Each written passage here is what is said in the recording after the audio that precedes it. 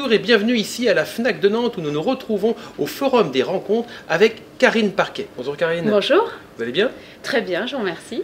Donc Karine, vous êtes journaliste, vous animez des émissions radio et des débats, vous avez été rédactrice en chef de Radio Prune. Est-ce que vous pouvez présenter l'auteur passionné que vous êtes en quelques mots? Oui, je pense en plus effectivement de ce parcours de journaliste, depuis des années, je suis passionnée de bande dessinée et passionnée aussi d'histoire. Je me suis spécialisée peu à peu dans la rédaction de sujets historiques. Et à l'occasion d'une rencontre avec l'éditeur Olivier Petit de la maison d'édition Petit à Petit, il m'a présenté cette collection qu'il faisait sur les villes, sur l'histoire des villes. Et on s'est dit que c'était évident qu'il fallait qu'on fasse ça sur Nantes parce que Nantes, c'est une ville extraordinaire, qui a une histoire très très riche. Et on avait plein de choses à raconter, bien sûr. D'accord. Imaginez-vous en l'an 21 au confluent de l'Erdre et de la Loire. C'est par ces mots que démarre votre histoire. Alors pourquoi cet endroit précisément? Alors on démarre vraiment là où on trouve les premières traces d'une occupation humaine à Nantes. Et puis en l'an 21 parce que la première trace d'un Nantais que l'on a, c'est un certain Argiotalus qui va mourir en Allemagne à Worms en fait à l'époque parce qu'il part combattre avec l'Empire, enfin pour l'Empire romain, voilà. Mais c'est la première trace que l'on a d'un Nantais. Donc cet Argiotalus, c'était évident qu'il fallait qu'on lui donne vie au début de la bande dessinée. Voilà. D'accord, mais alors qu'est-ce qui vous a motivé à écrire cette histoire? Il y a eu un élément déclencheur?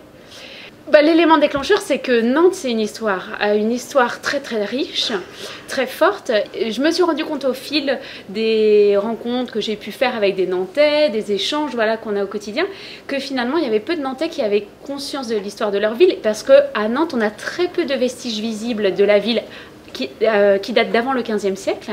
Donc on a tendance à oublier qu'au moment de l'Antiquité, on a une ville avec des temples, avec des thermes, que voilà, Nantes a été très active à ce moment-là.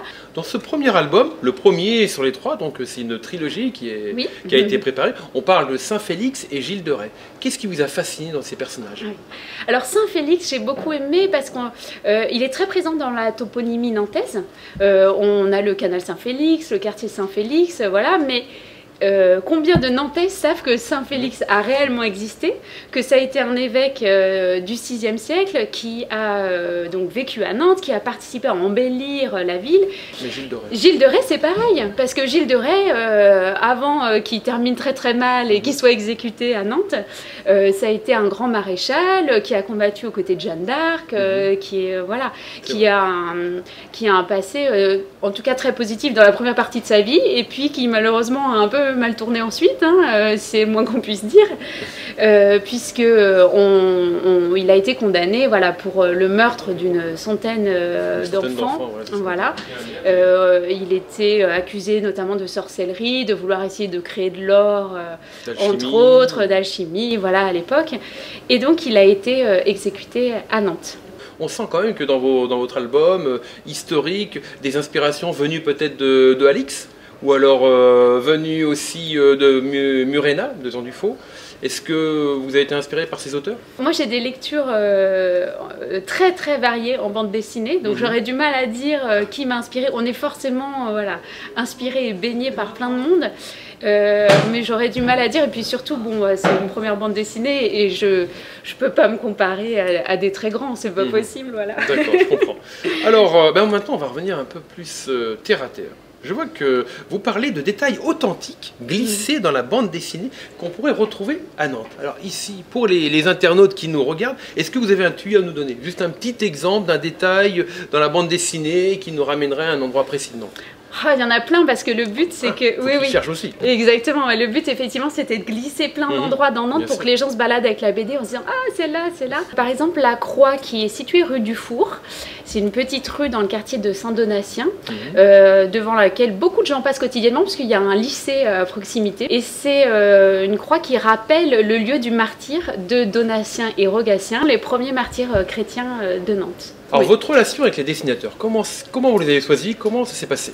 Alors, ce sont 4 jeunes talents locaux, puisqu'ils habitent à Nantes pour la plupart, et ils sont tous sortis, ça c'est une coïncidence fortuite, de l'école Pivot. Et ce sont pour la plupart donc leur première bande dessinée. Et ils avaient un réel intérêt, un réel amour de l'histoire de Nantes. On a beaucoup échangé pour essayer d'être le plus fidèle possible à l'histoire et dans les reconstitutions. Et ils ont fait un travail formidable sur cette bande dessinée. Donc ils sont 4, Émilien François, Cédric Benoît, Sarah Nativelle et Kevin Vazot. Voilà. Vous avez une idée pour le mot de la fin? C'est le moment. On arrive au mot de la fin et c'est votre mot à vous. Moi, tout ce que j'espère, c'est que des Nantais et d'autres d'ailleurs prendront beaucoup plaisir à découvrir cette bande dessinée et seront agréablement surpris peut-être de découvrir certaines périodes de notre histoire. D'accord. Où est-ce qu'on peut le retrouver, le livre? Alors, dans la plupart des librairies nantaises, bien entendu, Oui. alentour, et puis bien entendu, on peut le commander directement sur le site de la maison d'édition Petit à Petit. Très bien. Eh bien, si comme moi, vous avez été convaincu par Karine Parquet, vous pouvez donc commander son livre à la FNAC ou dans toutes les librairies nantaises. Merci Karine. Merci à vous.